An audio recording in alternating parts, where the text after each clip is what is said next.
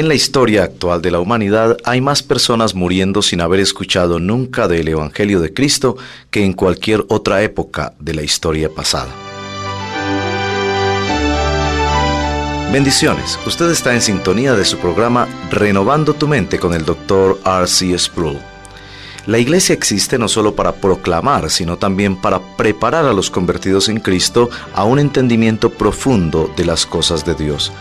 A lo largo de estas semanas hemos estudiado sobre la esencia del Evangelio y hoy, al finalizar esta serie, el Dr. R.C. Sproul, en la voz de Julio Benítez, nos desafiará a que como iglesia sigamos a Cristo. El título de hoy es Proclamando el Evangelio. Por favor, continúe en nuestra sintonía. Hoy estamos llegando a la conclusión de nuestro estudio reciente sobre el nuevo documento concerniente a la esencia del Evangelio, que es la celebración evangélica.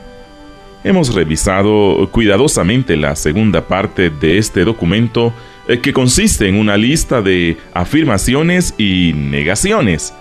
Como sabemos, hay 18 artículos incorporados en este documento y hoy vamos a revisar el último artículo. El número 18 dice así: afirmamos que Jesucristo manda a sus seguidores a proclamar el Evangelio a toda persona, evangelizando a todos en todo lado y discipulando a los creyentes dentro de la comunión de la Iglesia. Ser un testigo lleno y fiel a Cristo implica la presencia de un testimonio personal, una vida piadosa y actos de misericordia y caridad para nuestros vecinos, sin los cuales la predicación del Evangelio sería inútil. Negamos que el testimonio personal, la vida piadosa y los actos de misericordia y caridad a nuestros vecinos constituya una evangelización aparte de la proclamación del Evangelio. Como podemos ver, este artículo concluyente es un poquito largo y lo que el documento quiere recalcar aquí es acerca de la fuerte reafirmación de la Gran Comisión. A lo que denominamos la Gran Comisión se refiere al mandato que Cristo dio a sus discípulos y a su iglesia justo antes de su ascensión, cuando Él les dijo que vayan a todo el mundo a predicar el Evangelio a toda criatura, a hacer discípulos de todas las tribus, pueblos, lenguas y naciones. Esta ha sido definida como la tarea misionera de la Iglesia desde el siglo I. Hace poco tuve una conversación con una misionera que estaba laborando en un lugar remoto del mundo, en un ministerio con un grupo de personas que nunca había visto una persona blanca en su vida. Ellos eran muy primitivos en su cultura y no tenían contacto con el mundo exterior. Esta misionera trabajó con esta tribu por algunos años. Cuando ellos finalmente llegaron a un entendimiento del Evangelio, muchos se convirtieron a Cristo, incluyendo al jefe de la tribu. En una ocasión, el jefe de esta tribu preguntó a la misionera ¿hace cuánto tiempo vivió Jesús en la tierra? Esta mujer trató de encontrar la manera de explicar en el lenguaje de estas personas la gran distancia de tiempo de 2000 años atrás. No encontraba la manera de comunicarles sobre esto hasta que ellos comenzaron a hablar sobre muchas lunas y muchas generaciones y este tipo de cosas. Finalmente el jefe de la tribu tomó unas ramas o palos y a cada uno lo representó como una generación. Entonces él preguntó: ¿Jesús vivió durante mi generación? La misionera le dijo que no. Entonces él puso el segundo palo en el suelo y dijo: ¿vivió entonces durante la generación de mi padre? No. Entonces tomó el tercer palo y preguntó: ¿en la vida de mi abuelo? No. Y con cada palo que él ponía en la tierra, su expresión se tornaba cada vez más angustiada. Después de una gran cantidad de palos ubicados en el suelo, acercándose cada vez más al siglo I, él le dijo: Si Jesús vivió hace tanto tiempo, ¿por qué estamos oyendo de Él recién hasta ahora? La única respuesta que podemos dar a esa pregunta es que no hemos podido ser tan fieles como debíamos para responder a la gran comisión de Cristo. De hecho, hay muchas personas en el globo terrestre que actualmente nunca han oído mencionar el nombre de Cristo. Actualmente existe un récord que ha sido establecido en el mundo. Hay más personas muriendo ahora en la historia actual de la humanidad sin haber escuchado nunca el Evangelio de Cristo que en cualquier época desde la historia pasada. Este récord que se ha dado actualmente ha roto el récord del pasado y va a ser roto en el futuro porque estamos en un punto de la historia donde la expansión de la población en el mundo está creciendo a un ritmo más rápido que el ritmo del alcance de la iglesia, cuya actividad misionera es predicar el Evangelio a toda criatura. Y quizás no ha habido otra generación como la nuestra con más de una excusa para cumplir la gran comisión, porque el mundo se ha vuelto tan pequeño y hay más facilidad de viajar y por las conveniencias y transmisiones modernas que hoy disponemos. La primera afirmación es un recordatorio que Cristo ordena a sus seguidores a proclamar el Evangelio a toda criatura, evangelizando a todo el mundo, en todo lugar. Hay una reacción en la actualidad en contra de todo el proyecto global de evangelismo. A este se lo ha entendido como un proselitismo y dice que las personas deberían preocuparse por ellas mismas sin tratar de influir en otras personas para que abandonen cualquier religión para recibir a Cristo. De hecho, muchas iglesias actuales que están comprometidas con la evangelización en nuestra sociedad han asumido tácitamente que ciertas personas o ciertos grupos, incluso grupos étnicos o religiosos, están fuera de los límites de la evangelización. Porque si comenzamos a alcanzar a los musulmanes o los budistas del barrio o a la comunidad judía, uno se expone a mucha hostilidad como evangelista, donde inevitablemente uno se involucra en un conflicto de ideas que a veces puede escalar a mayores y más serios conflictos. Y muchos de nosotros somos muy pasivos o muy restringidos en nuestras iglesias para llegar a todos. No cumplimos a cabalidad el mandato de predicar el Evangelio a toda persona y en todo lugar. No solo estamos fallando a un nivel internacional, sino que también estamos fallando en cumplir la gran comisión a un nivel local, donde nosotros vivimos.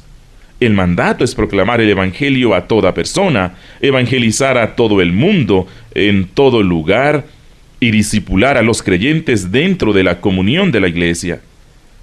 Por una razón, el mandato de la Gran Comisión no consiste solo en la proclamación, sino que también es necesario educar o discipular. La comisión de Jesús dice que hay que predicar el Evangelio y hacer discípulos.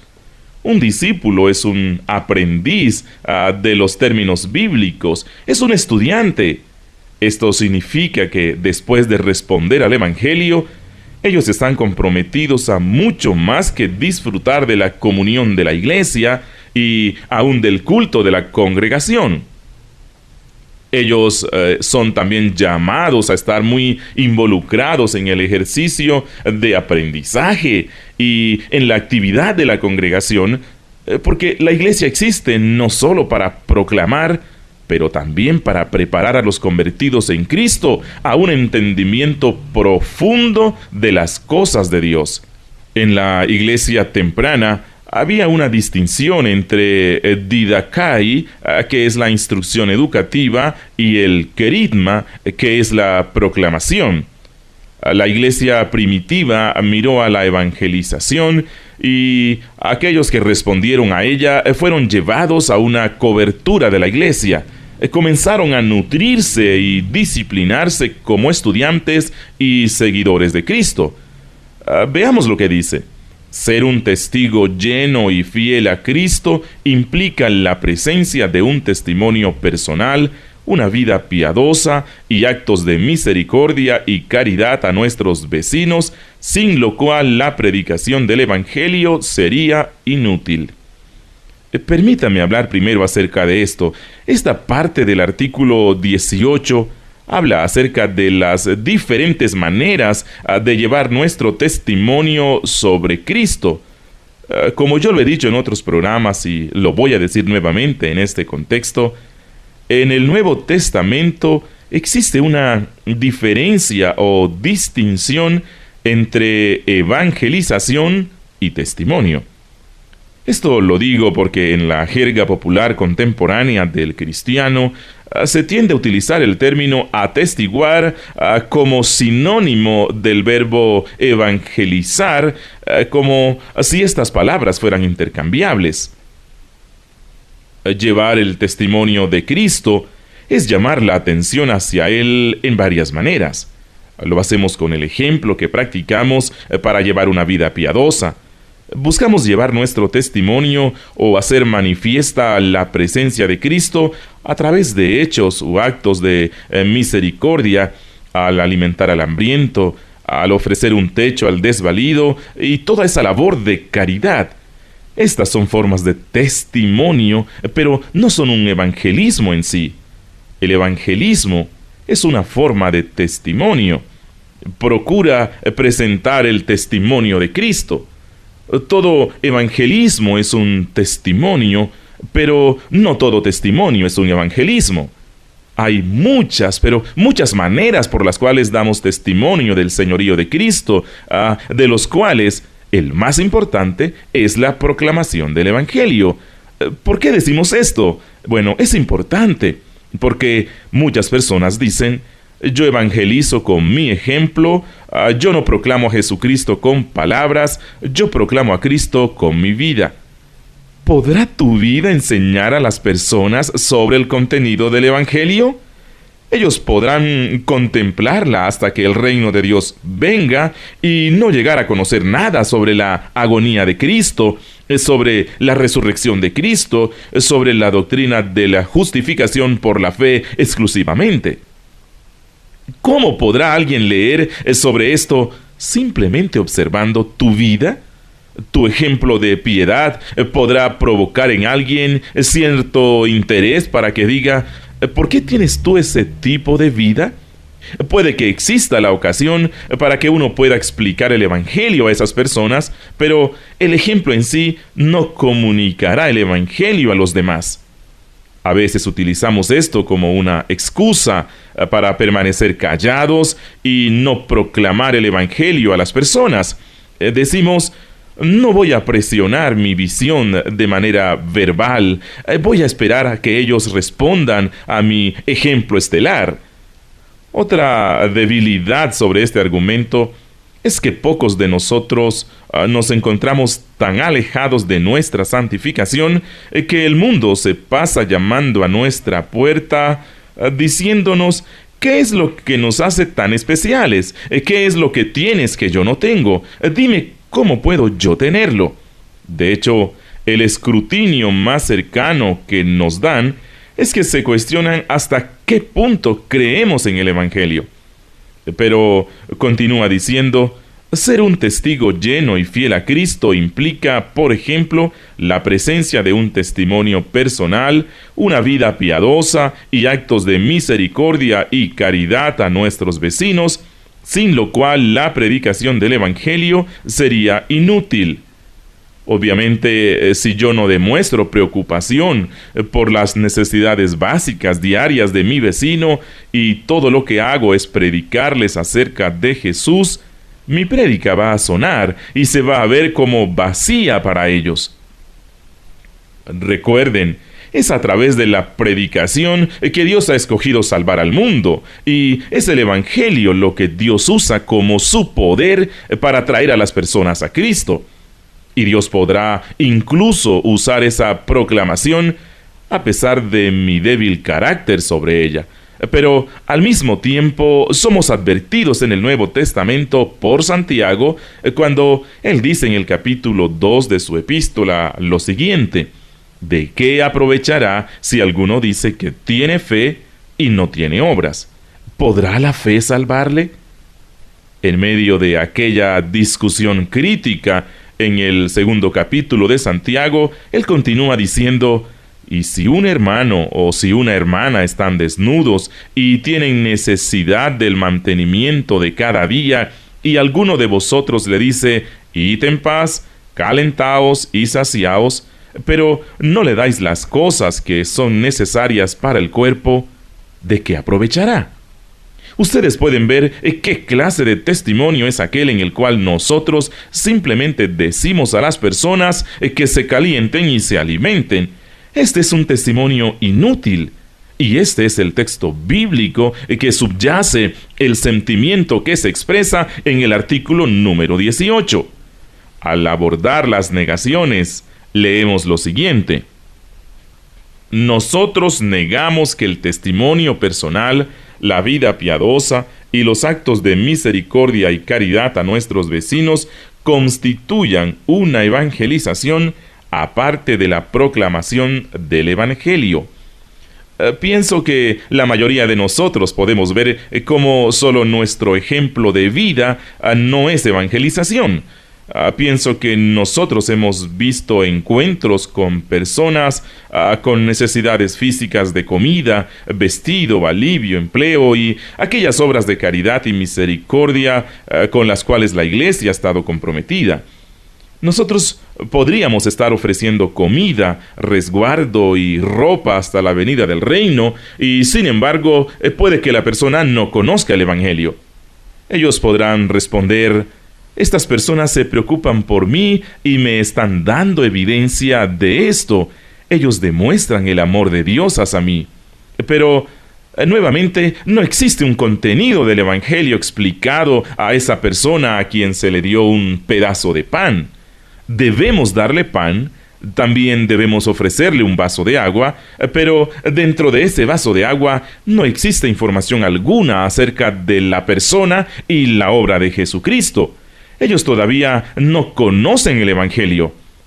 Pero hablemos sobre la otra forma de testimonio que está mencionada específicamente aquí. Es acerca del testimonio personal. El uso del testimonio personal es una versión favorita y popular para llegar a la gente en la iglesia evangélica. A través de ella, las personas se ponen de pie en la iglesia los domingos, se comparte en forma privada a los amigos o a los extraños en un avión. Ellos comparten su testimonio personal contando lo que les sucedió como consecuencia de haberse convertido al Evangelio. Yo pienso que esto es un importante elemento de comunicación sobre las cosas de Dios para la gente. Existe un gran valor en el testimonio personal. Sin embargo, debemos recordar que el testimonio personal no es el Evangelio. Dios no ha prometido que nuestros testimonios personales no van a volver vacíos. Dios no ha escogido el poder de nuestro testimonio personal como un medio por el cual Él salvará al mundo. Lo que mi testimonio personal hace es hablar indirectamente acerca de Jesucristo, pero hablar específicamente acerca de mí y de mi situación en particular. Podrá o no relacionarse con la situación de la persona con quien me estoy comunicando, pero el Evangelio tiene relación con todos. El Evangelio tiene un objetivo: convencer de la verdad contenida dentro de él, y esto es a lo que estamos llamados a enseñar. El testimonio puede ser una guía para esto, pero no nos engañemos a nosotros mismos pensando que por haber compartido un testimonio personal, nosotros hemos compartido el Evangelio con alguien. Así no es. El Evangelio tiene un contenido definido que las personas necesitan escuchar y entender. Pienso, por ejemplo, en el hombre del Nuevo Testamento que nació ciego y que Jesús sanó. Cuando fue sanado, los fariseos se sobresaltaron y reclamaron por su sanidad. Ellos decidieron investigar sobre la familia de este hombre y su familia confirmó que indudablemente Jesús restauró la vista de este hombre ciego. Así que fueron e interrogaron a este hombre y le dijeron: ¿en realidad ese hombre te devolvió la vista? ¿Cómo lo hizo? Él le respondió: bueno, hizo una mezcla de lodo y saliva y puso esto sobre mis ojos. ¿Y cuándo sucedió esto? Pues el día sábado. Esto significaba que Jesús estaba trabajando el día sábado. Entonces, él era un obrero del demonio. Él no podía ser un agente de Dios.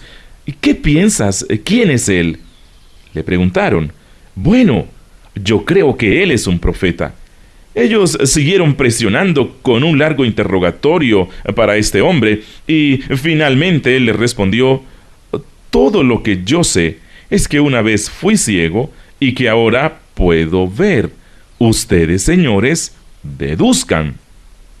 Él no era un teólogo. Él todavía no conocía el contenido del Evangelio. Todo lo que él sabía era lo que Jesús había hecho por él.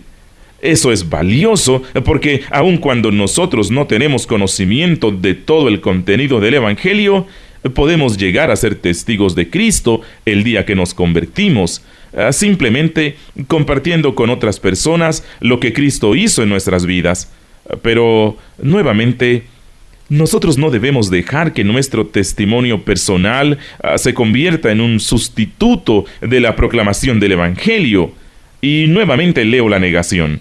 Nosotros negamos que el testimonio personal, la vida piadosa y los actos de misericordia y caridad a nuestros vecinos constituya una evangelización aparte de la proclamación del Evangelio.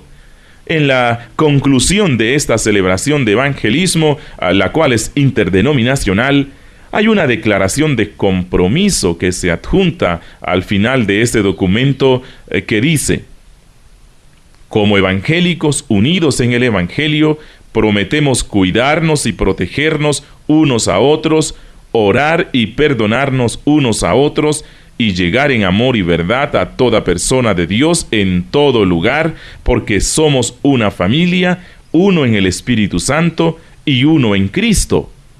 Siglos atrás fue dicho realmente que en las cosas necesarias debe haber unidad, que en las cosas menos necesarias debe haber libertad y que en todas las cosas debe haber caridad o amor. Nosotros vemos a todas las verdades del Evangelio como necesarias. Ahora, el punto para concluir este compromiso es que aunque exista una amplia diversidad de fe representada en este lugar y denominaciones de aquellos que están involucrados en este documento, que aunque haya un claro reconocimiento de que existe todo tipo de temas teológicos que todavía nos dividen en un punto y en otro punto, lo que el documento enfoca es lo que ha sido el pegamento de la unidad evangélica desde la Reforma, el Evangelio en sí. Este es el punto necesario por medio del cual los cristianos podemos llegar juntos a una comunión. Muy estimado radio oyente, esta es un área en la cual Ministerios Ligonier está equipado para ayudar, utilizando los medios que Dios nos ha dado. Con la actual crisis en el matrimonio, no solo en la cultura, en la vida civil, sino en la iglesia, estamos cargando todas las baterías en nuestras comunicaciones para llevar el mensaje de la palabra de Dios. Francamente, tenemos amigos como usted que nos ayudan a cargar las municiones. Cada mes, Ministerios Ligonier en español necesita recaudar $8,000 para cubrir los gastos de nuestro ministerio. Estos costos son muy importantes para llevar la enseñanza bíblica a usted y a millones de personas a través de nuestras emisiones de radio, divulgación a través de la internet, libros, CDs y DVDs. Gracias al Señor, el impacto que usted puede ayudar a causar con su donación a Ministerios Ligonier es realmente asombroso. Se está trabajando actualmente con toda marcha para proporcionar más recursos de enseñanza en otros 6 idiomas, a saber persa, alemán, ruso, español, turco y ucraniano. Estas traducciones proporcionan una tremenda oportunidad para llegar a los cristianos y a los no cristianos en tierras extranjeras con las verdades de la palabra de Dios. Además de la traducción, los ministerios Ligonier también están ayudando a proporcionar el equipo necesario para imprimir los materiales en estas lenguas.